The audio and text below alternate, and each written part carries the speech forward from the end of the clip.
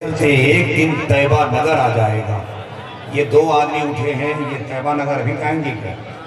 دعا کریں اللہ تعالیٰ ان کا عمرہ قبول کر لے یہ جائیں، مگر اتنی جلدی بھی ممکن نہیں ہے۔ سرکار چاہیں تو کیا نہیں ہو سکتا۔ میں مدینہ جانے کے بعد کیا ہوں، یہاں سے گھر جانے کے بعد نہیں کیا ہوں۔ دو چار لوگ جو بیٹھے ہیں، ایک آدمی بھی نہیں اٹھنا چاہیے۔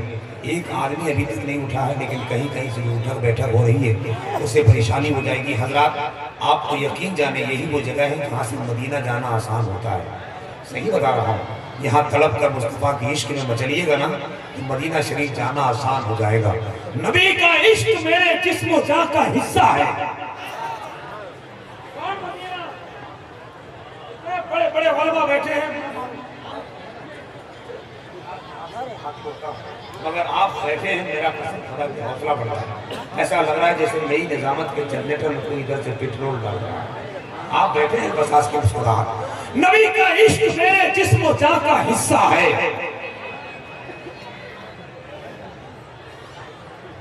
نبی کا عشق میرے جسم و جاں کا حصہ ہے، انہی کا نام زبان و بیاں کا حصہ ہے۔ یہ وہ مبارک زمین ہے جہاں میرے نبی کے قدم، یہ وہ زمین ہے جو آسمان کا حصہ ہے۔ یہ وہ زمین ہے جو آسمان کا حصہ ہے۔ اگر آپ یہاں بیٹھ کر عشق کے خیالات کو مدینہ شریف بھیجنے کی کوشش کیا تو مجھے یقین ہے شاید مصر کوئی زبان سے نکل جائے اور آپ کے عشق کے خیال سے کوئی پرندہ مدینہ طرف جائے، وہاں کے کسی ڈال پر بیٹھ کر کہے منظر بزم دو عالم دل نشیں ہو جائے گا۔ آج کی منظر بزم دو عالم دل نشیں ہو جائے گا، مہربان خود ہی رب العالمین ہو جائے گا۔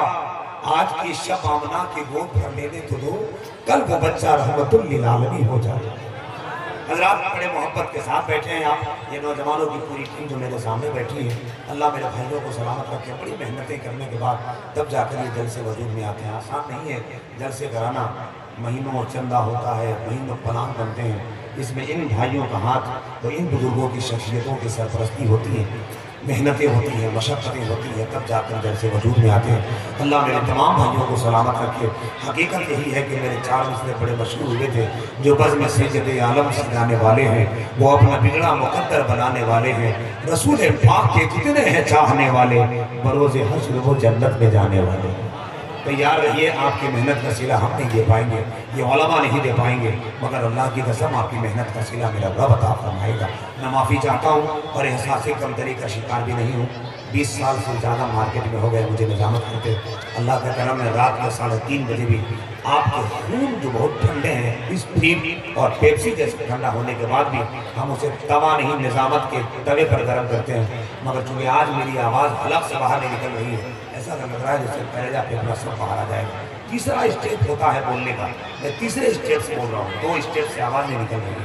میں معافی چاہتا ہوں اور مجھے اس بات کا غم بھی نہیں ہے کہ آپ حضرات مجھے کیسا محسوس کریں گے۔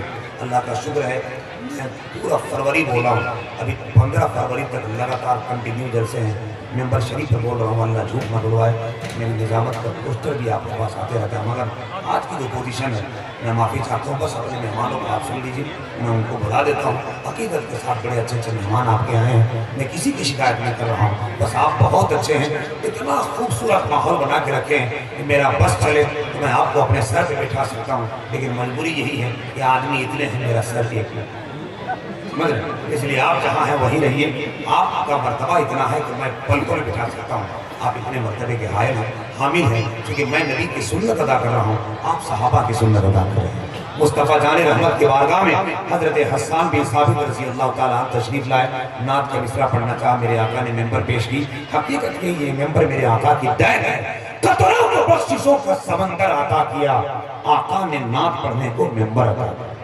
یہ بزرگان دین کا فیضان ہے، آپ بیٹھے ہیں، ہندوستان کی ایک بڑی اونچی آواز، بڑا خوبصورت لہجہ، بڑے معیاری زبان۔